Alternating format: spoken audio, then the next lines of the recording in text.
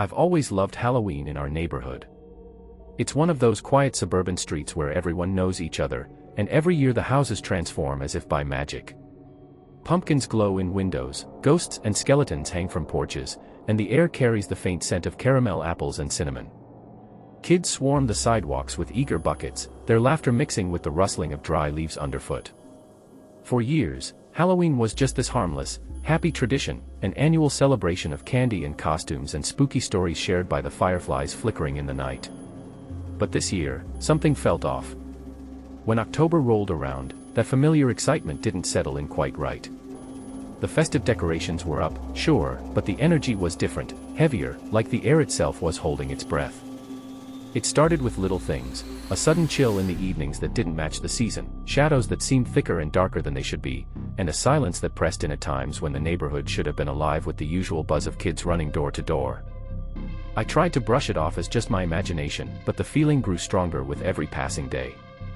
My younger brother, Jamie, noticed it too. He's usually the one who's scared of the smallest creak or whisper, but even he admitted the other night that the street seemed weird. Our two closest friends, Max and Olivia, felt it as well. We'd grown up together, inseparable since elementary school, and it was Olivia who suggested the idea that started it all. "There's that old house at the edge of town," she said one afternoon when we were sitting on the curb after school. "You know, the Victorian one that's been abandoned forever. People say it's haunted." Max scoffed, but there was a spark of curiosity in his eyes I hadn't seen before.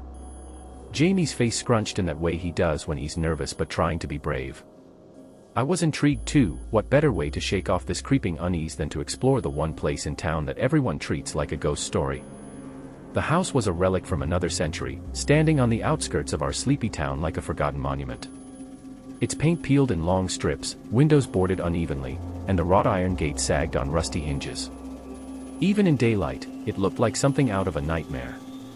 We'd seen it 100 times driving past, but no one ever dared go inside.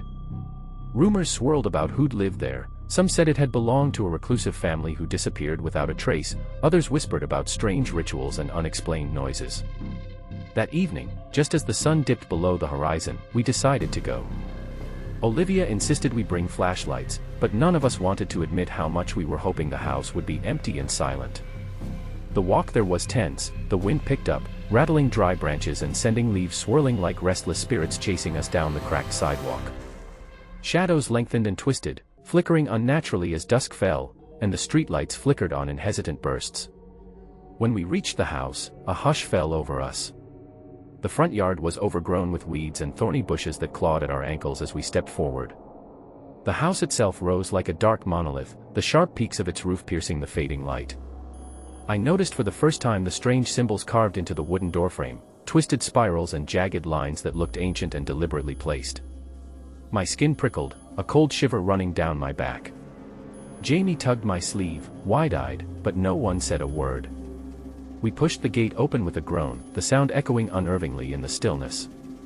As we circled the porch, a faint noise drifted out from inside, a low creak, like the house itself was breathing.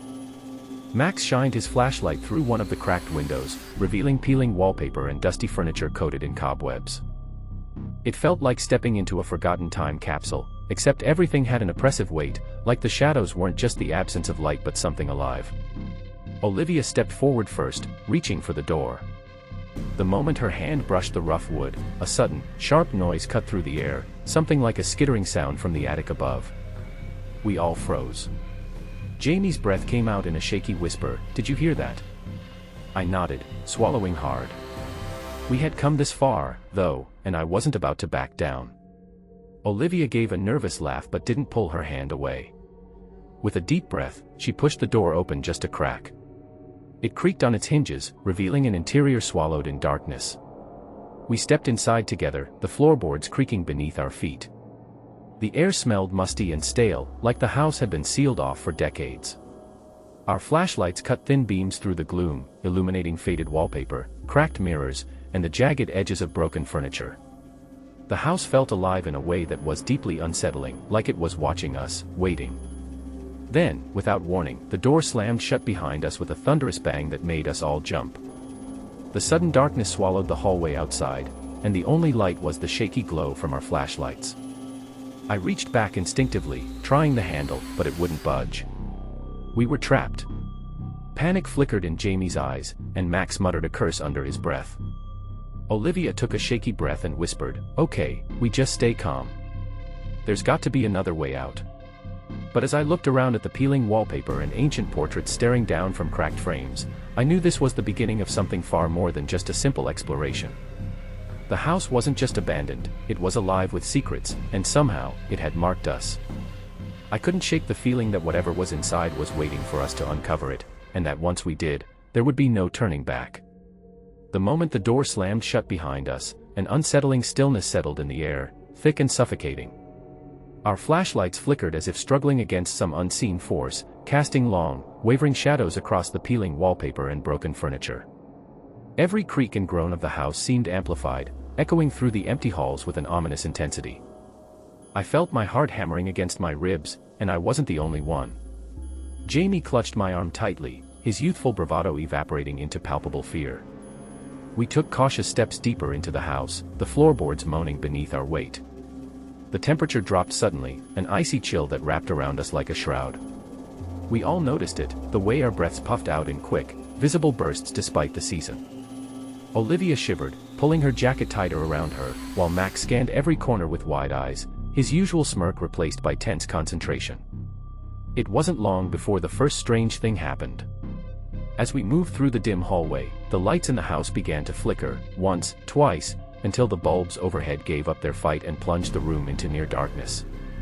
Our flashlights were the only beacons now, but even those seemed dimmer, their beams wavering like candle flames in a draft.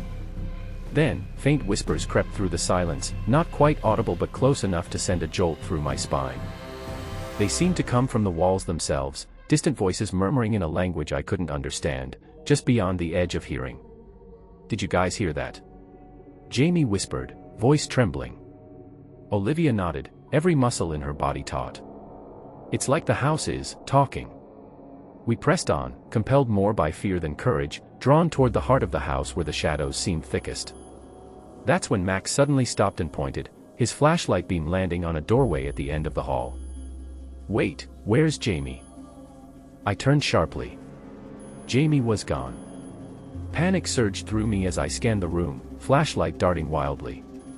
Then I spotted him, standing motionless a few steps from a wall covered in old photographs. The pictures were faded and cracked, portraits of unknown faces frozen in time. But something was wrong, the images seemed to shift and blur when you looked directly at them, as though the faces were breathing, their eyes glinting with some hidden life. "Jamie!" I called, but he didn't respond. His gaze was vacant, fixed on the photographs like he was trapped in some trance. I hurried over and shook his shoulder gently. "Hey, snap out of it." He blinked a few times, the blank expression slowly fading. I don't know what happened. I just felt like I had to look.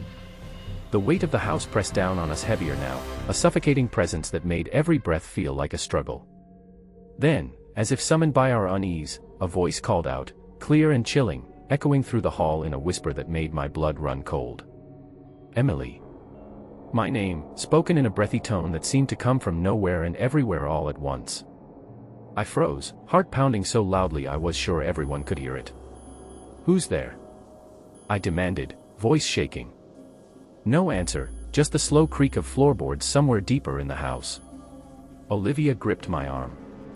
"We need to find out what this place is." Guided by the mysterious voice, we followed a narrow corridor that twisted and turned beyond the house's physical bounds.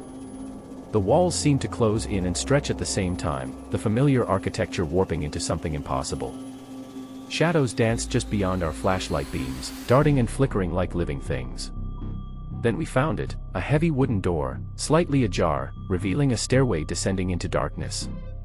A low hum of chanting floated upward, just audible beneath the creaks and groans. The air grew colder still, and the oppressive feeling of being watched intensified. "Basement," Max whispered, swallowing hard. "We have to go down there." I hesitated, but the voice had called me by name again, pulling me forward despite the fear clawing at my throat. We descended slowly, the stairs groaning under our weight, the chanting growing louder and more distinct. It sounded like a language lost to time, the words rising and falling in a hypnotic rhythm that made my head swim. Suddenly, the flashlight in Olivia's hand flickered and died completely, leaving us in near darkness. Panic flared, and I fumbled for my phone, only to find the screen blank, dead, with no explanation. Max's flashlight sputtered and died too, plunging us into near-total blackness except for the faint glow from my own failing light. "We're cut off," Olivia said, voice tight with fear. No way to call for help. The basement seemed to close in around us, the walls shifting and breathing like a living thing. The chanting grew louder, echoing off the stone and wood, filling the air with a sense of dread that weighed down on my chest. I could feel it, a presence lurking just beyond the veil of darkness, watching us with something ancient and hungry. We tried to backtrack, but the house had changed again. Hallways looped impossibly, doors led nowhere or opened onto walls, and every turn felt like a trap. Our panic grew with every failed attempt to escape, the house twisting and extending beyond its physical limits, as if it was reshaping itself to keep us inside. Max slammed his fist against a wall in frustration. "This isn't normal. This place, it's alive." Jamie's voice cracked as he added, "Like it doesn't want us to leave." I swallowed the lump in my throat and tried to steady my breathing. We moved carefully, sticking close together, each step echoing loudly in the oppressive silence that followed the chanting.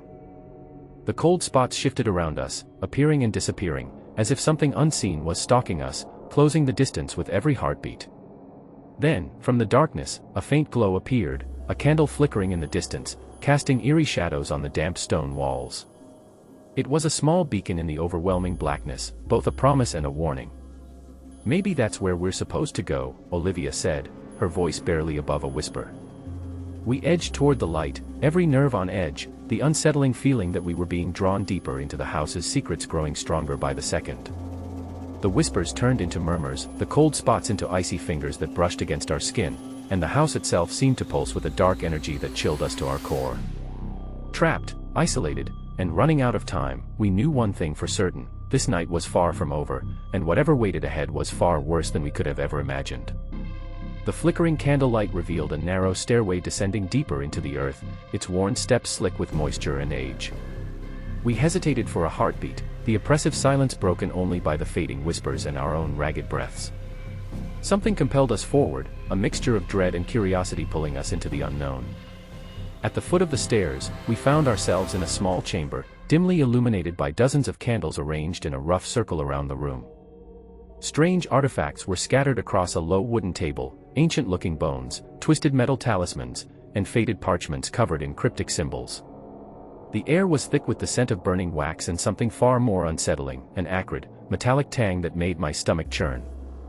Olivia reached out to pick up one of the parchments, but I stopped her with a sharp whisper. "Wait. Look at this." I pointed to a leather-bound journal lying open on the table, its pages yellowed but the ink still legible. The handwriting was cramped and hurried, words scrawled in a tense script. Max leaned in closer, reading over my shoulder. "It talks about the house, and something about a ritual tied to Halloween night." Jamie's eyes widened. "So that's why we're here? Because of the ritual?" I flipped through the pages, scanning the details. The journal belonged to a former inhabitant, someone who had dabbled in occult practices. It told of an unfinished ceremony meant to bind restless spirits to the house, a dark pact made long ago that had cursed the place ever since. The writer's final entry was a frantic plea for forgiveness and a warning: the ritual had to be completed by midnight, or the house's power would consume anyone trapped inside forever. A sudden chill swept through the room, extinguishing several candles at once. Shadows stretched and twisted against the walls, coalescing into a shape that made my blood run cold. A figure emerged from the darkness, a translucent silhouette of a man, his eyes hollow but filled with a sorrowful intensity. "I am the spirit bound here," the apparition spoke, voice echoing like a distant echo through a hollow chamber. "I warn you, to leave this place is impossible until the ritual is complete. Only then will the curse lift." Fear gripped us all, but the urgency in his tone left no room for hesitation. We had no choice but to follow the instructions in the journal, to finish what had been started long ago. The ritual required precise steps, lighting candles in a specific pattern, arranging the artifacts in a circle, and reciting incantations written in the journal. As we worked, the house convulsed around us, walls shifted, groaned, and the air grew thick with an almost tangible malevolence. Shadows writhed like living things, clawing at our limbs, testing our resolve. The chanting that had haunted the basement now echoed louder, a chorus of disembodied voices rising in a crescendo that set my nerves on edge. Every second felt like a battle against invisible forces trying to drag us into the darkness. Jamie trembled but kept his focus, Olivia's voice faltered only once before regaining strength, and Max's usual bravado was replaced by grim determination. I found myself repeating the incantations, the foreign words strange on my tongue but somehow powerful in the charged air. As the clock in my mind ticked closer to midnight, the tension became unbearable. The house shook violently, dust and debris falling from the ceiling, and the shadows coalesced into a tempest that threatened to engulf us. Our voices rose in unison, the final words of the ritual echoing through the chamber. Then, with a deafening crack, the oppressive presence shattered. The shadows dispersed like smoke in the wind, the cold lifted, and the air cleared. The house trembled one last time, then settled into an eerie stillness.